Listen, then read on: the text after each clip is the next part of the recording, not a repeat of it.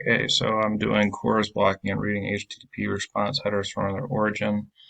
So first I created the directory 5.2 and I put that right here, and I modified the files from 5.1, and I'm now demonstrating how 3 custom HTTP response headers are blocked and then allowed. So first I will start my servers. I've already done that. See that there. And so when I open up my web pages here, I have it written in to block headers, custom headers.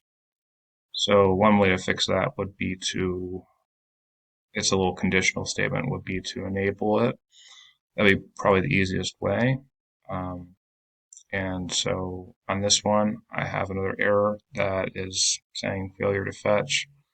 And so the way you can fix this problem is you can just change this from 8080 to 8081, and that will fix it for that one. And I will show you that in just a second.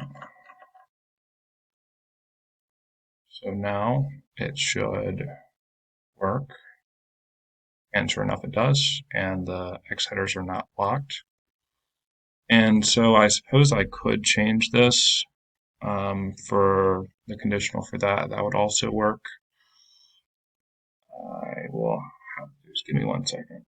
Okay, so I just had to look at how my script works. It looks like all I have to do is change this to false and this to false, and then restart it, and then it should be allowed.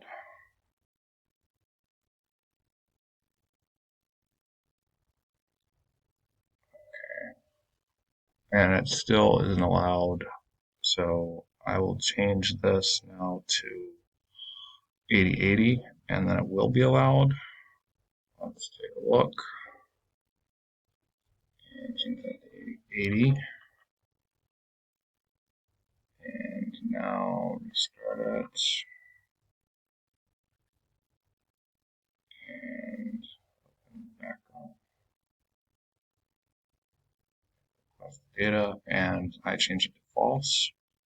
So that conditional part will not be, it's still working, but they're enabled pretty much. And so it's allowed, and on this one, it's also allowed. So basically what you're doing is just changing port numbers that you're specifying and changing conditional statements to make it allowed.